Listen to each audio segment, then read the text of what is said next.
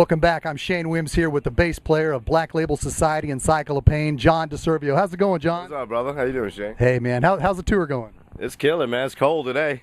Yeah, I'll tell you, we're having some. Damn windy. we're having some cold weather and coming in. I'm gonna have to put some rocks in my pocket so I don't blow off the stage tonight. I think, man, because I'm too light to fight, too thin to win. That's what my brother used to tell me.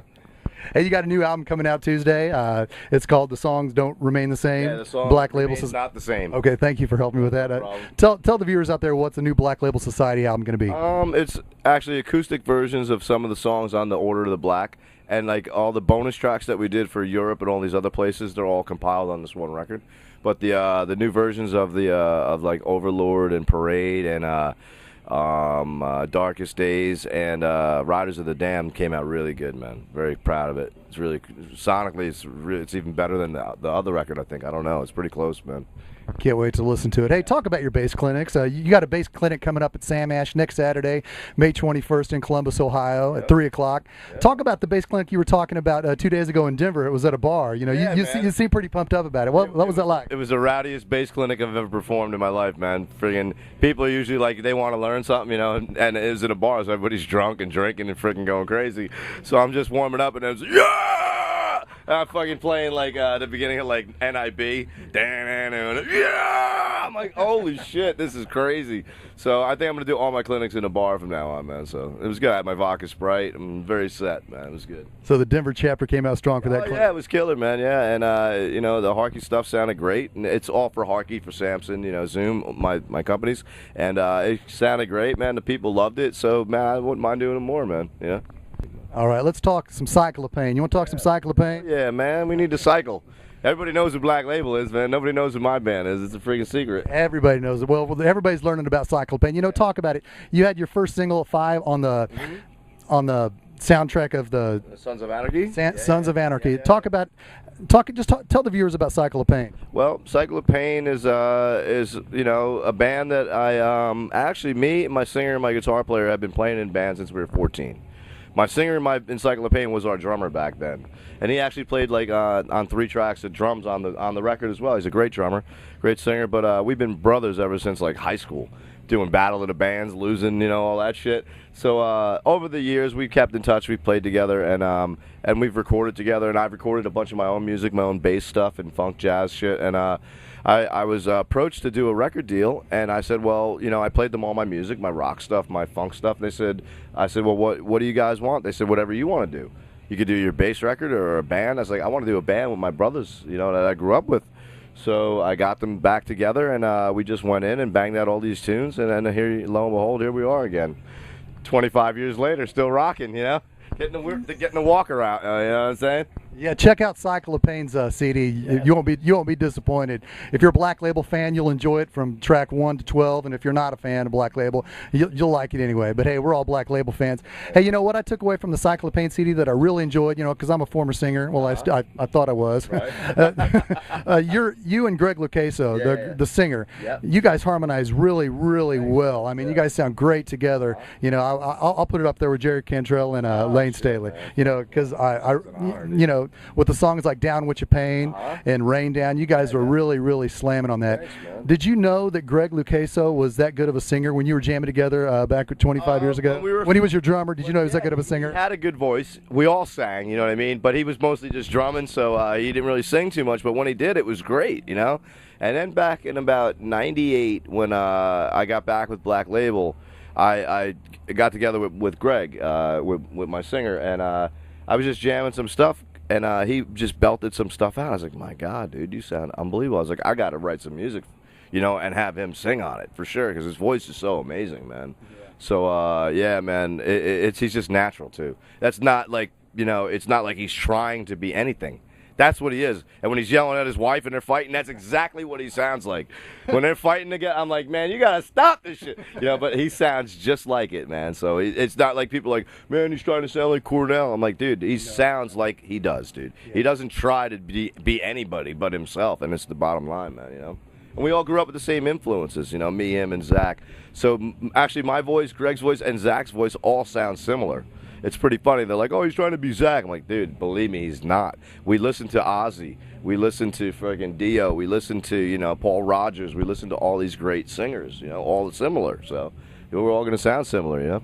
Yeah, he's and Ozzy's that's a huge one, you know what I mean? And Bon Scott. That's who Greg sounds like to me. Greg sounds like Ozzy and Bon Scott mixed. You know what I mean? With a little Dio in there. Yeah, which is like a Cornell flavor. You know what I mean? But and there's nothing wrong with sounding like Chris Cornell. not at all. He's great vocalist. Major props to Greg Lakay. So hey, talk about a special the party song off the album Cycle of Pain. Do My Work. Do My Work. Okay. Greg actually wrote this one. He was in his basement. And he loves to do his work high, and we all do, and we, as you can smell, and we actually won a Doobie Award from High Times Magazine, so I was commended now for smoking weed, and it's awesome. The song is great. Had some guests on it. Sendog from Cypress Hill rapped on it for us, which was a perfect marriage. The second Greg brought me this song, like in 2003, like he played it for me, I was like, man, you sound like fucking Be Real sing. You know, it sounds like Be Real. So people think it's Be Real, the guest. You know what I mean? They think it's Be Real and Sendog. I'm like, no, man, that's Greg. That's my singer. And then Sendog does the thing in the middle, which is perfect. And then Zach blasted a little lead on the end for me. I couldn't get him out of this friggin' studio, so he fucking bullied his way in. And ruined my song. But anyway, so there you go. And but we still won the Doobie Award. So there you go. Even though Zach was on it, we still won. And you sing Pungle, right? Yes. You know, you sound a lot like Lemmy Kilmister on that chorus. Is that what you were intended for? Yeah. Oh no, I mean I like everybody, you know, but I don't own any Motorhead records. I mean I've seen them. I know Lemmy's a sweetheart. Everybody, all the guys are great. But no, that's just the way I am. It's probably Gene Simmons, man. Because I'm Gene, man. I mean I was always Gene growing up. I'm Gene. That's probably from Gene, man. Yeah. I had almost had to double check and make sure Lemmy wasn't singing chorus, but you did a really good job. You know, make sure and check out the Cycle of Pain. Yeah. Speaking of which, you're recording the second album, Cycle of Pain, at this present time, right? Well, we're working on some new music. We got I'd say about 6 like that are almost there, you know, almost at the door. So now when I get back home in July, I'm going to try to bring them into the house. You know what I'm saying? So hopefully by the end of July, I want to have 6 songs that like I could take to somebody and say, check out the new stuff. What do you guys think? You guys interested? You know what I mean? So, and I think people will be, man. You know. Yeah. All right, let's take a look at John DeServio, 7 in the morning after an all-night recording binge in his basement. Oh shit! Here I am. It's like what time is it? It's almost 7 in the morning, and I'm gonna go back downstairs and fix the fucking part of the song that I'm recording. So I want Joe and Greg to hear it properly. So the work's never done. I'm gonna miss this place when I go away. Oh my shit. She's booting up. She's the booter. Let's watch her boot up. Let's see this motherfucker. Oh well. She's booting. I'm gonna work. It's for you motherfuckers. See that? I'm always doing something, man. What are you guys doing? Shit. Later. All right, you talk about what was that like? Staying up all night? Do you stay up all night and record like that every time? Every night, dude. I'm a fucking vampire, man. I hate the day. Actually, I shouldn't say that because I love the day. It's awesome. I always see the day. I see the day for like 2 hours and then I go to sleep. You know what I mean? Just do your best recording at night. Oh man, well you know what? It's just the witching hour. I don't know. There's something about it. You know, there's nobody around, nobody to bother you. And plus, you know what? You just find my creativity at that time, you know. So that's basically it. I've always been a night owl, though. Always been up all night, all the time. Even high school, college, forever, man. I'm freaking. It's just my schedule, you know. Like I said, I just got up. What time is it? 3:30. It's 3:30. I just got up an hour ago. Okay. You know. You know, when you left the band in 2000, you know, you were replaced by Steve Gibb, Mike Inez, Robert Trujillo, and James Lemons. All like 5 guys to replace the mongoose. You know well, I was a fan. I was there at the Sonic Brew tour, and you know, nothing against those other guys, you know, but you know, you were severely missed. And when you came back in 2005, we were real thrilled to have you back. You know, you play bass with a certain style that's different from the bass players that I just mentioned. Right. Does you do a lot of fills live? I mean, the diehard Black Label Society diehard Black Label Society fans know that you do a lot of fills and a lot of changes live. Yeah. Does Zach encourage your fills or your embellishments that you put on live, or is that just something that he's oblivious to them? He doesn't fucking hear one note of them, so it's perfect. I don't want him to. Then he might tell me to stop. Nah, he's like, JD, man, you be you, man. You know, that's the way we are. You know, we are who we are, and we're all here. You know, be you. You know, that's basically it. Like, yeah, he doesn't have to tell me to rein it in because I don't step on the vocals. You know what I mean? That's the main thing. Where you got to pick and choose where you're gonna rip. You know what I mean? And I'm always picking spots where there's nothing's going on but music. You know, so it's cool, man, and it's adds to the song. You know, Yeah. I'm not trying just to show up my chops. I'm actually, I'm just trying to have fun. You know, but also not take away from the music. I'm trying to bring it to another level. That's all. Excellent. Yeah, I know you and Zach got great camaraderie live on stage. It's funny. It's funny the humor you guys got going on because, like, when you're playing Godspeed Hellband, you guys always have a friendly laugh. You know, Zach's always trying to play a lick before he comes back in on that last verse, and you're just laughing your ass off. We have so much fun. People would be like, "What the fuck are you guys talking about, man?" It's all a lot of fun, man. And live, we'll throw ideas back and forth at each other. So it's cooler, man. It's like another conversation, and you're bringing a new conversation into the party. A couple of weeks into it, so it's been fun and shit, man. Excellent. Hey, you went to Berkeley? Yeah. Did you go there right out of high school? I actually got into a very bad car accident right out of high school. Almost died. Broke my leg in 3 places: my hip, my back, my pelvis, crushed my elbow, my lungs collapsed, my bladder ruptured, sciatic nerve damage, coma. Besides that, everything was okay. My ass remained intact. Actually, I shouldn't say that. I'm half-assed now because my sciatic nerve damaged, so it atrophied my left leg, man. So my left calf, my left ham, and my left ass is like smaller than my right side. So I'm half-assed.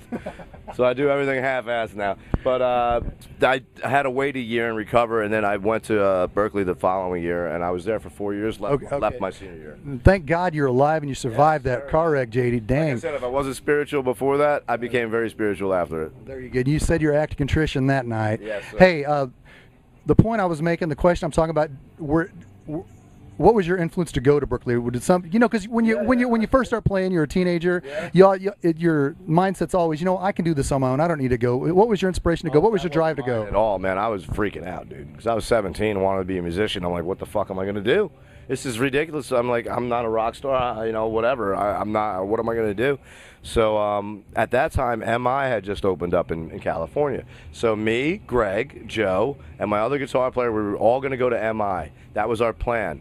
And my drummer, Greg, at the time, my singer now, his sister was going to Berkeley, and she told me all about it. And Greg's parents really said, "Man, you guys should really go to Berkeley because it's a real college, and it's all music, and it's a real college. So you're not just walking away from a one-year trade school like MI was at that time, So I just, I checked it out. I did good in music theory in high school. I got A's. So I got accepted, and the other guys, they didn't do so well, so they didn't really get accepted. So my one guitar player had to go up there and audition, and he didn't know jazz. I didn't know jazz either, but I did good in music theory, so they accepted me. So when he went there and couldn't play jazz and stuff, they didn't get accepted, man. Wow. So it was pretty crazy. So I was the only one who wound up going out of that band, yeah. And Brian Tichy and And I met Brian up there at the time. Yeah, he's another Jersey boy, but we met up at Berkeley, became like best friends, and we were the rhythm section up there for years, Yeah. Hey, I heard in an interview that you played. You did a jam session with the late great Ray Gillian. Yeah, how was that like? Was that late? Was it near the end, or was it after Badlands? It was during Badlands. It was when Badlands was going to get another drummer, which they wound up taking the singer from Racer X or something at that time. I don't know, something like that. He played drums, but anyway, there was a band back in Jersey called TT Quick. And Ray was friends with Dave DePietro, the guitar player, and Eric, the drummer. So actually, me, Dave, Eric, and Ray went into SIR and just jammed. Ray just got out of the hospital. He just wanted to blow his pipes out. He just wanted to sing. And we just jammed Zeppelin tunes and wrote riffs. And I didn't fucking record it. I wish I did. And we wrote a whole bunch of shit that day that was killer. And I think he was more or less checking out Eric on drums, too. Because he maybe was going to, join Badlands. But that never happened. But, man, that was a thrill, man, because I loved Badlands. I loved Ray's voice, and for me to get to jam with him, I was like, fuck, this is awesome, He is severely missed, and let's talk about another severely missed. Something that you got right there on your shirt. Your ties with Randy Rhoads, the family. You mentioned on another interview. You got to know his family. Oh yeah. How'd that come about? You getting to know his family? Just from Zach, you know what I mean. It's we Randy's the reason we're here. You know what I mean. Really, it's funny because me and Zach didn't even know each other when we were 14, 15, but we both loved Randy like tremendously. I bought the house I grew up in. I still have the Randy Rhoads wall up in my house, but Randy was, and I'm a bass player, and he had that much impact on me and influence, and yeah, man, thank God, Zach, got the gig, and it was only fitting, and then, he got to know the family, then I did down the road, and Mom, Dolores, Dee, she's awesome, and Kathy, his sister, Randy's sister, and Kelly, his brother, man, they're just beautiful people, man, and I'm honored to call them my friends, man, yeah, for sure. Excellent. Randy Rhoads, gone but definitely not forgotten, the greatest of all time. And at my clinics, man, I tell all the kids, if you love Zach, go back and listen to what he did. He listened to Randy. He listened to Eddie. Listened to Frank Marino, Al DiMeola. Check these guys out. You know what I mean? Keep them motherfuckers alive. Keep Randy alive for sure. And Dime, definitely. All right. You're obviously a huge sports fan. Are you at a hockey? Poor Chiefs, motherfuckers. I feel bad for you guys, man. We were AFC West champs for years, man. They were so good, man. Derek Thomas and back in the day, man. You had some good teams, man. Talk about what do you like most, hockey, baseball, or football? Hockey. New York Rangers. Definitely the Rangers, man. That's my team, my shitty team, and I love them. I suffer with them every year. How the Giants going to do this year? I think they're going to do good. If there's no lockout. Yeah, exactly. If we have football, I think they'll do okay. I mean, we were 10-6 last year, didn't make the playoffs. That sucks. You know what I mean? Yeah. All right. Last thing I want to touch on before we go. I saw in an interview you do block parties at your house, house jams that you've done over the years. Okay. Do you still do those? No, actually, I just called one of my clinics a block party. Okay. That's all I did, and I brought pizza and shit and everything with me and all that stuff, and tried to make it a fun event. You know what I mean?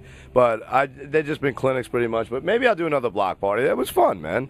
I brought a pizza with me, brought some subs, sodas and stuff. People could bring booze, whatever, man. And I had a drummer play with me and a guitar player. We just jammed and I just talked and answered questions and stuff. But it was a lot of fun, man. Maybe I should do another one. Right.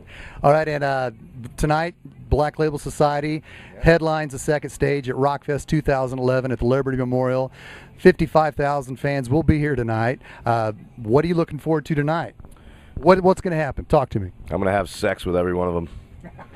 Can't wait. I'm going to be raped. I'm just looking forward to jamming, man. But you know what? It's going to be cold. It's cold and windy out there, man, and it's going to be even colder when we go on at night. Your finger's going to be... Dude, that's what I'm saying, man. I'm playing, well, you know what? After a minute, they'll be okay, but, man, getting out there is going to be like... we'll get through, man. Awesome. Ladies and gentlemen, that is the great John DeServio of Black Label Society and Cycle of Pain. Until next time, I'm Shane Williams. Have a good one. Peace.